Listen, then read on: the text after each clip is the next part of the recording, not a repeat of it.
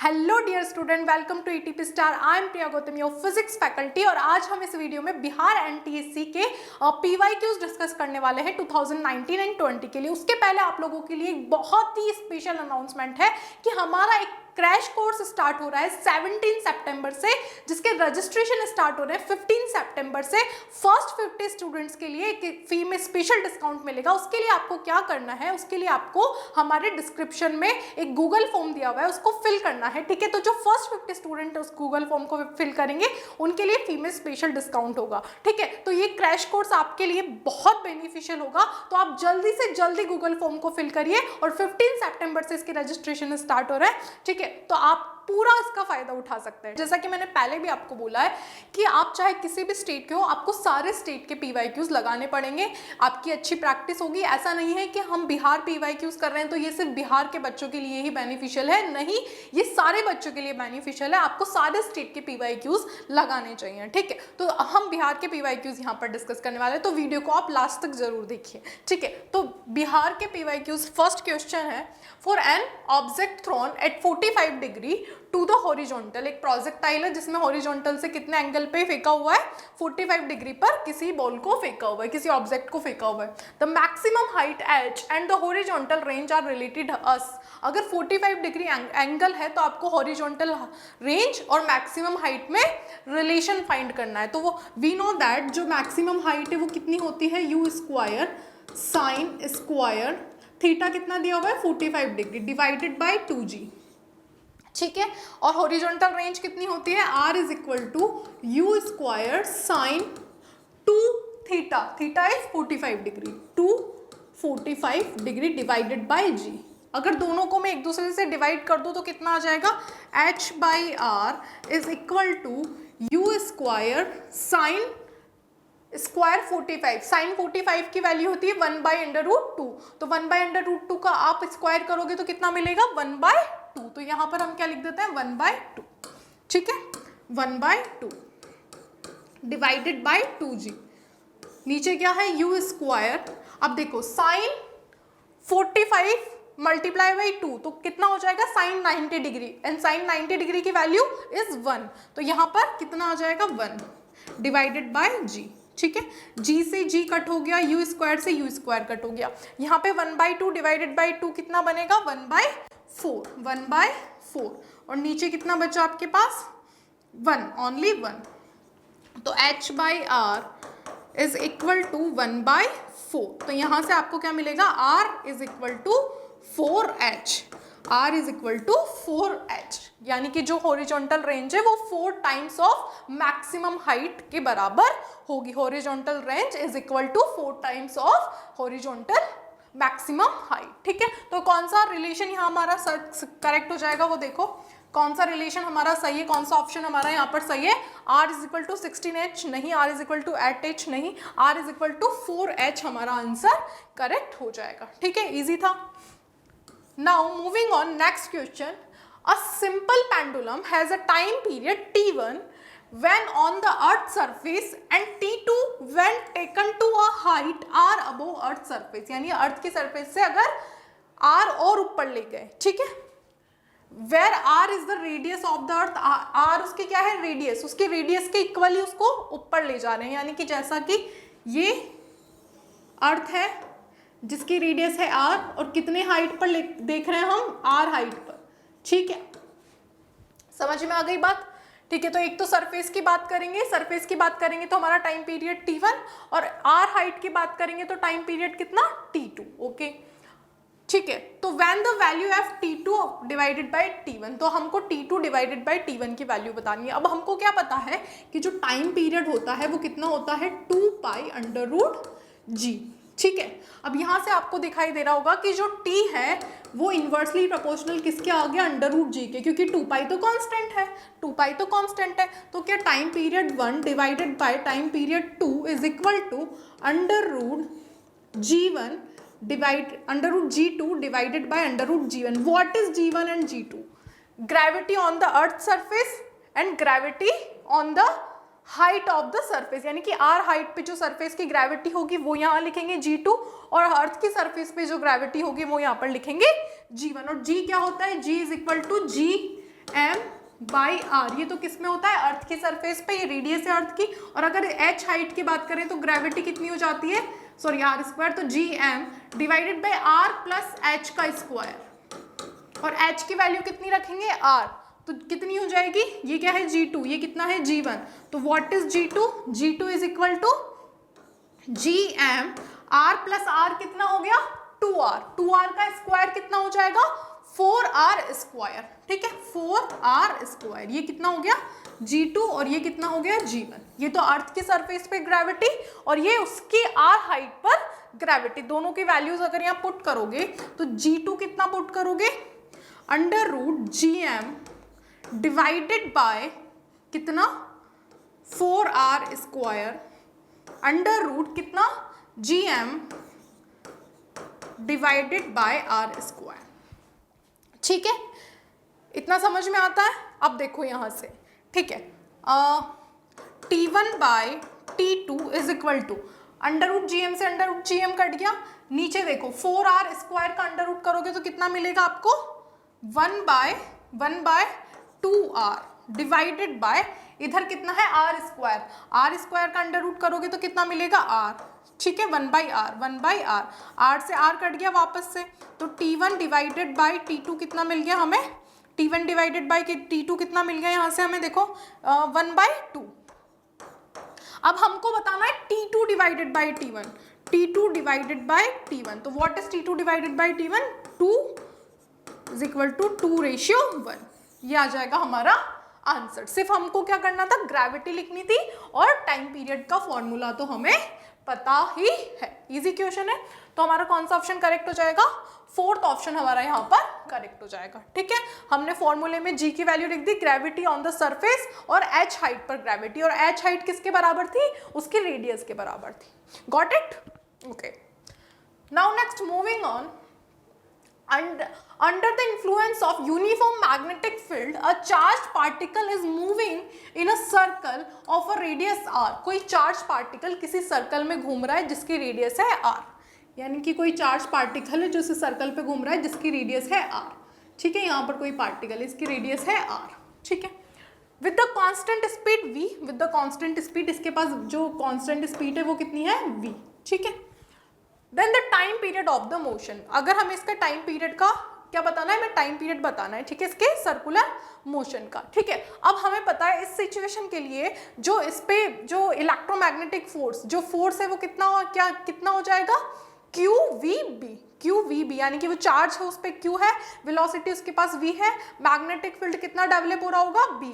तो क्या QVB is equal to, इसको सर्कल पे घूमने के लिए QVB इज इक्वल टू कितना होना चाहिए, इसके सेंट्रीपिटल फोर्स के बराबर होना चाहिए, बिल्कुल। कितना होना चाहिए, mv square divided by r, mv square divided by r। यहाँ से देखो इस v से ये v कट गया, तो आपके पास QB is equal to mv divided by r। अब हमको क्या पता है, हमको पता है v is equal to omega r होता है, तो यहाँ से ओमेगा की वैल्यू कितनी निकल जाएगी, v बाय r।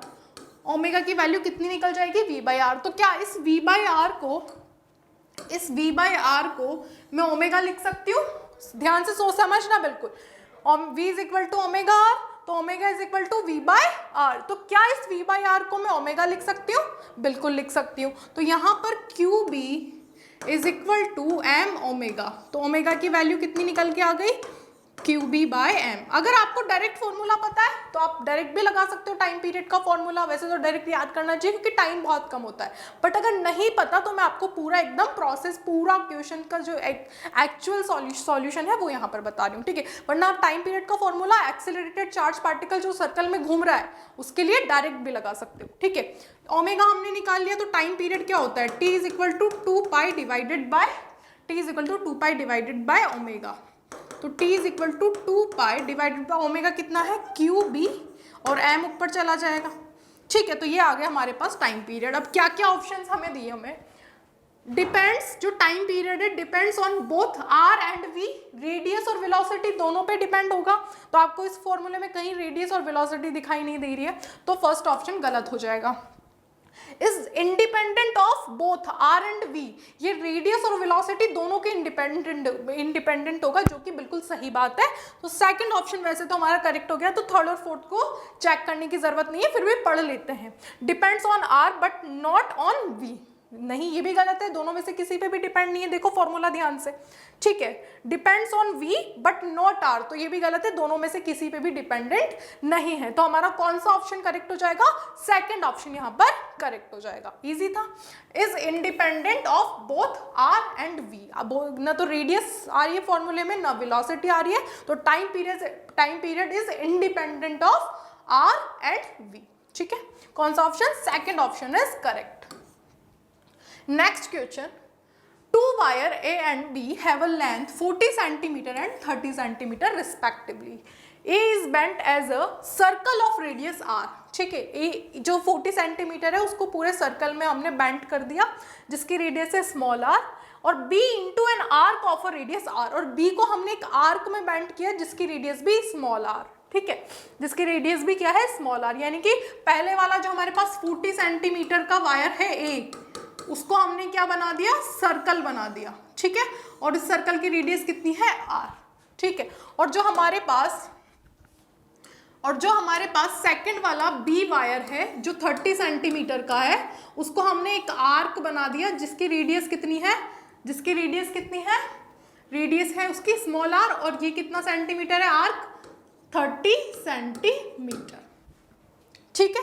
अब हमको ये पता है, हमको क्या पता है कि जो लेंथ होती है वो कितनी होती है? r into theta. तो यहाँ से ये जो एंगल है थीटा, ये कितना आ जाएगा? L by R. तो यहाँ पे लेंथ कितनी है? 30, तो 30 डिवाइडेड बाय r, ये क्या हो जाएगा? एंगल। और अगर यहाँ पर बात करूँ तो लेंथ कितनी है? 40 डिवाइडेड बाय रेडियस कितनी है? r, तो ये इसका थीटा हो जाएगा, ठीक है। ये तो A का थीटा और ये B का थीटा। अब हमें क्या निकालना है? देखो, A करंट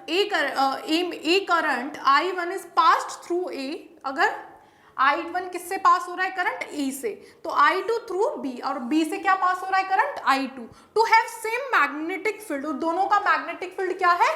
सेम है, दोनों का मैग्नेटिक फील्ड क्या है? सेम है, एट द सेंटर की बात हो रही है। द रेशियो ऑफ I1 और I2, हमें करंट I1 और I2 में रेशियो बताना है। तो हमें पता है magnetic field for the any arc कितना होता है? B is equal to mu naught I divided by 4 pi radius R into theta. Theta हमारे पास है, I1 I2 हम लिख लेंगे, और B तो दोनों के सेम दिए हुए हैं, तो इसके लिए मैग्नेटिक फील्ड कितना हो गया? Mu naught I1 divided by 4 pi r, radius इसकी भी r है, थीटा कितना है? 40 डिवाइडेड बाय r, ठीक है। और अगर इसके लिए मैं मैग्नेटिक फील्ड लिखूंगी तो कितना लिखूंगी? म्यू नॉट I2, क्योंकि इसमें से कितना करंट फ्लो हो रहा है? I2 divided by 4 pi r, और यहां से देखोगे तो कितना हो जाएगा थीटा की value? 30 by r, 30 by r, ठीक है। यहां पर 30 लिखने में आ नहीं रहा है, थोड़ा सा इसको इधर शिफ्ट कर देते। कितना हो गया ये? 30 डिवाइडेड बाय r, ठीक है। अब वो बोल रहा है कि दोनों के पास सेम मैग्नेटिक फील्ड है, दोनों का मैग्नेटिक फील्ड सेम है, तो क्या दोनों के मैग्नेटिक फील्ड को मैं आपस में इक्वल कर दूं? बिल्कुल। तो कितना है इस वाले का मैग्नेटिक फील्ड?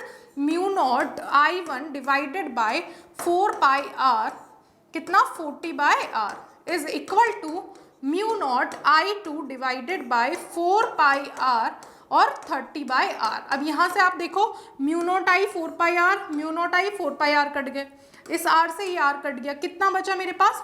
ये जो मेरे पास बचा दैट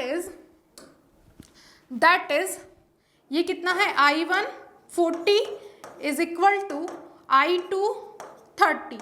तो हमको क्या निकालना है? I1 ratio I2। तो कितना हो गया I1 रेशो I2? I1 यहाँ से I1 डिवाइडेड बाय I2 करो,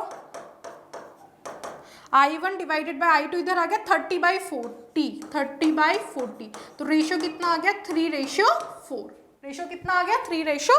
4, I1 I2 को इधर लिया, क्रॉस मल्टीप्लाई करा, 30/40 3:4। तो कौन सा ऑप्शन करेक्ट हो जाएगा हमारा? First option is correct. कौन सा ऑप्शन करेक्ट हो जाएगा? मैग्नेटिक फील्ड, क्वेश्चन में हमारे दिया हुआ है कि दोनों के मैग्नेटिक फील्ड सेम है, तो दोनों के मैग्नेटिक फील्ड सेम है तो हमने दोनों के मैग्नेटिक फील्ड को बराबर कर दिया। आपको L = r θ लिखना आना चाहिए, बाकी क्वेश्चन में कुछ भी नहीं है, और मैग्नेटिक फील्ड का फॉर्मूला पता होना चाहिए। ठीक है, तो फर्स्ट ऑप्शन यहाँ पर हमारा करेक्ट हो जाएगा। Now next question, a machine gun fire a bullet of mass 40 grams at a speed of 1200 meter per second.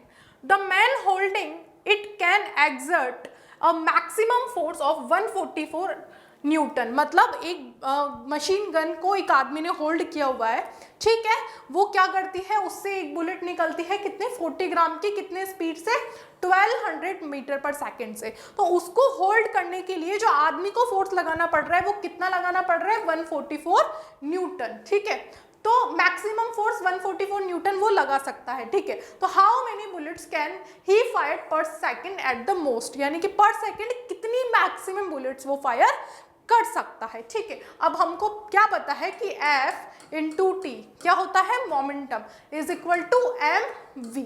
ठीक है, फोर्स कितना लगा रहा है वो, 140 न्यूटन।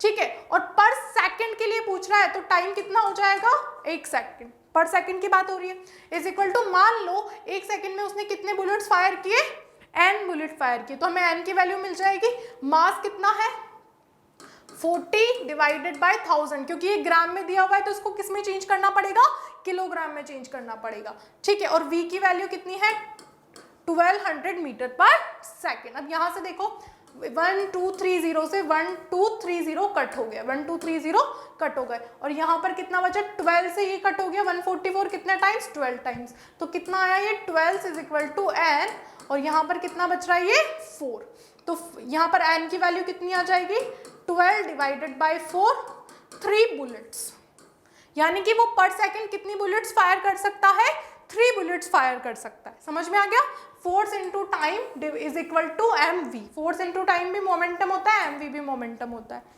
समझ में आ गई बात, बहुत इजी क्वेश्चन है। तो कितनी बुलेट्स पर सेकंड फायर करेगा वो, 3 बुलेट्स पर सेकंड वो फायर कर सकता है। ठीक है, तो कौन सा ऑप्शन हमारा, फोर्थ ऑप्शन यहाँ पर करेक्ट हो जाएगा। कौन सा ऑप्शन करेक्ट हो जाएगा, फोर्थ ऑप्शन। ठीक है, now moving on next question, a concave lens of a focal length 30 centimetre placed in a contact with a plane mirror. Plane mirror के कॉन्टेक्ट में रख रहे हैं कॉन्केव लेंस को, जैसे कि ये कॉन्केव लेंस है हमारा, ठीक है, इसको एक प्लेन मिरर के कॉन्टेक्ट में रखा। ठीक है, अब कोई भी रे मान लो ऐसे आएगी, फिर ऐसे बेंट हो जाएगी, फिर यहाँ से निकल के जाएगी, फिर बेंट हो जाएगी, ठीक है, और ऐसे निकलेगी, ये ऐसे, थोड़ा सा मिस्टेक हो गया,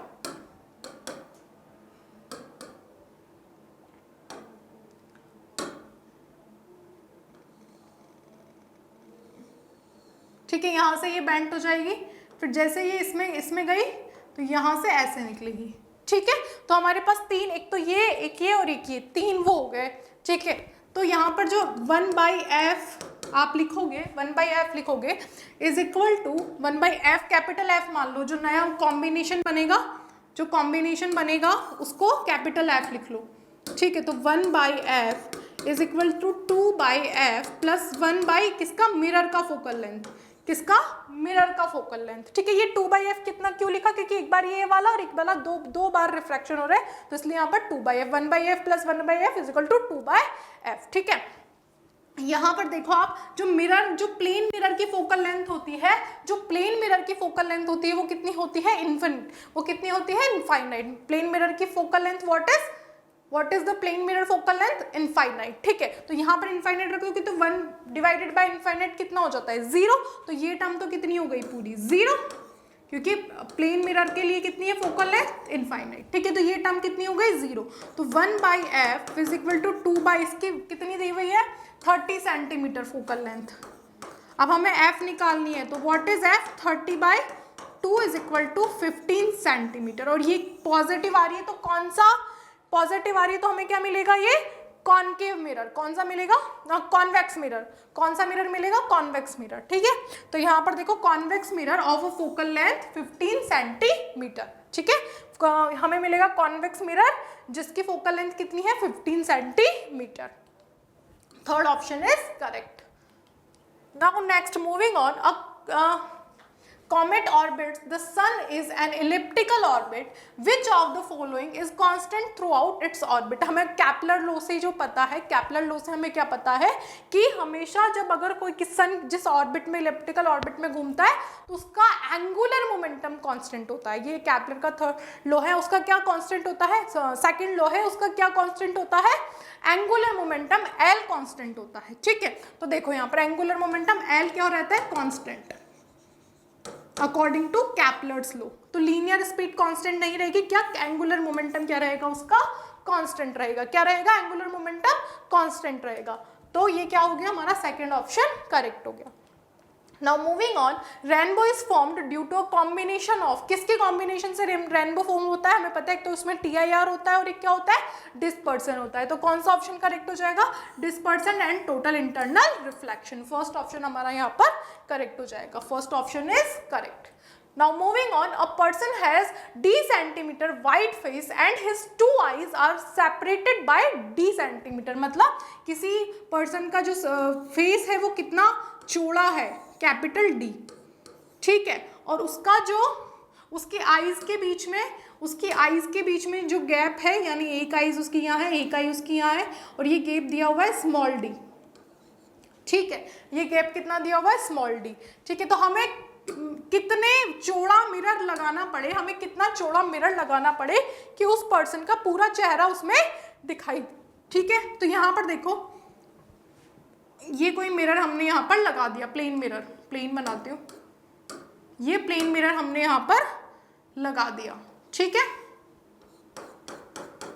ये प्लेन मिरर हमने यहाँ पर लगा दिया, ठीक है। तो देखो यहाँ से कैसे बनेगा, यहाँ से इस पे कोई रे आके गिरी, ठीक है, तो वो इस पर्सन की कौन सी आई पे जाके गिरेगी, इस वाली आई पर जाके गिरेगी, यानी कि ये ऐसे गई और ऐसे निकल गई, ठीक है।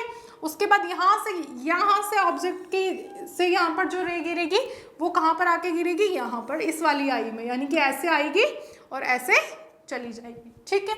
तो देखो आप, अगर मैं बात करूँ आपसे इस वाले की, ये नॉर्मल मैंने दोनों तरफ बना दिए, प्लेन मिरर से नॉर्मल बना दी, रिफ्लेक्शन हो रहा है प्लेन मिरर से, तो ये एंगल और ये एंगल बराबर हो जाएगा, आई और आर बराबर होता है, लॉ ऑफ रिफ्लेक्शन से हमें पता है, ठीक है, एंगल आई और एंगल आर बराबर होता है। तो क्या ये और ये बराबर हो जाएंगे, ये और ये दो सिमिलर ट्राइंगल हो जाएंगे, ये और ये दो सिमिलर ट्राइंगल हो जाएंगे, ये और ये दो एंगल दोनों सिमिलर ट्राइंगल हो जाएंगे, बिल्कुल। तो देखो यहाँ पर ये कितने, ये डी तो यहाँ पर है ही, अगर मैं इसकी और इसकी बात करूँ तो ये और ये दोनों बराबर रहेंगी, ध्यान से देखो, ये और ये दोनों बराबर रहेंगी, ठीक है। तो ये कितनी हो जाएगी, ये डी टोटल कितना बचा, डी में से इतना चला गया, D capital D minus D, अब उसका भी हाफ ये रहेगा, हाफ ये रहेगा, तो ये वाली लेंथ कितनी हो गई, जो ये वाली है, डी माइनस डी बाय 2, और ये वाली लेंथ कितनी हो गई, यहाँ पर डी माइनस डी बाय 2,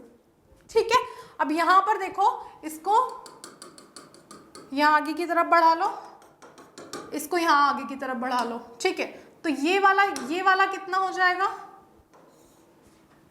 सबसे पहले तो ये कितनी हो जाएगी, ये कितनी हो जाएगी, ये दोनों ट्राइंगल सेम है तो ये कितनी हो जाएगी, ये वाली और ये वाली कितनी हो जाएगी, एक तो देखो d minus D by D plus, और फिर उसका हम आधा आधा दोनों में बांट देंगे, तो कितनी हो, ये वाली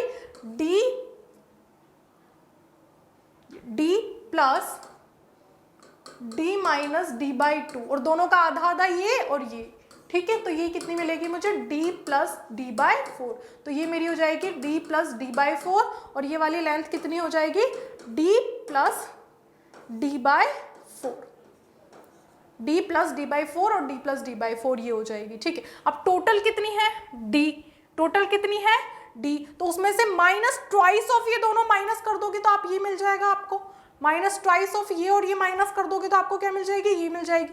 तो करते हैं, capital D minus twice of d plus D by 4, मतलब कि d plus D by 2, d plus D by 2, तो यहाँ से कितना होएगा, देखो ये 2d तो ये बन गया minus D plus D divided by 2, तो ये कितना आ गया यहाँ से 2d माइनस डी, तो यहाँ पर ये कितना d माइनस ये और ये चला गया, तो ये आ जाएगा answer d minus D by 2, d minus D by, ये इसमें से माइनस करोगे, ये इसमें से माइनस करोगे, तो फिर से देखना कैसे आया, ये वाला साइन भी माइनस, जब ये ब्रैकेट खुलेगा तो ये भी माइनस का हो जाएगा, जब ये ब्रैकेट खुलेगा, ये जब ब्रैकेट खुलेगा, ये जो ब्रैकेट खुलेगा तो 2d तो ये हो गया, 2d तो ये हो गया, और d माइनस डी, तो यहाँ पर देखो 2d माइनस डी तो कितना हो गया कैपिटल D, और माइनस स्मॉल d वहाँ पर बचेगा डिवाइडेड बाय 2, तो ये क्या आ जाएगा हमारा मिरर की वृत्त आ जाएगी, मिरर की वृत्त कितनी आ जाएगी d minus D by 2, d minus D by 2, तो कौन सा ऑप्शन करेक्ट हो गया हमारा, फोर्थ ऑप्शन इज करेक्ट। कौन सा ऑप्शन करेक्ट हो गया, फोर्थ ऑप्शन हमारा यहाँ पर करेक्ट हो जाएगा। देखते हैं कौन सा ऑप्शन करेक्ट है, fourth option is correct. Now next question, the horizontal range of the projectile is added maximum of a given velocity of projection when the velocity of projection is, हमें maximum range कब मिलेगी, हमें maximum range कब मिलेगी, तो maximum range का formula क्या होता है, r is equal to u square sin 2 theta divided by g, ठीक है। अब यहाँ पर साइन 2 थीटा, साइन की मैक्सिमम वैल्यू किस पे होती है +1, और साइन की मैक्सिमम वैल्यू क्या कहाँ पर मिलेगी 90 डिग्री पर, तो यहाँ पर 2 इंटू 2 थीटा क्या होना चाहिए 90 डिग्री होना चाहिए, तो थीटा कितना होना चाहिए 90/2 इज इक्वल टू 45 डिग्री, कितना हो जाएगा मैक्सिमम आर के लिए, मैक्सिमम रेंज के लिए थीटा कितना होना चाहिए, थीटा शुड बी 45 डिग्री, तो थीटा कितना हो जाएगा 45 डिग्री, ठीक है। थर्ड ऑप्शन हमारा यहाँ पर करेक्ट हो जाएगा। कौन सा ऑप्शन करेक्ट हो जाएगा, थर्ड ऑप्शन इज करेक्ट। पर second is a unit time distance, ठीक है, कौन सा ऑप्शन करेक्ट हो जाएगा, फर्स्ट ऑप्शन, ठीक है, ये कौन सा ऑप्शन करेक्ट हो जाएगा, फर्स्ट ऑप्शन, ठीक है। तो ये थे हमारे बिहार 2019-20 के PYQs, ठीक है। तो सारे बच्चों को ये देखना है, जरूरी नहीं है कि सिर्फ बिहार के लिए, सारे बच्चों के लिए ये बेनिफिशियल होगा, सबको करनी चाहिए, सारे स्टेट के आपको PYQs लगाने हैं, ठीक है। तो आप वीडियो को लाइक करें, शेयर करें और चैनल को सब्सक्राइब करें। Thank you so much.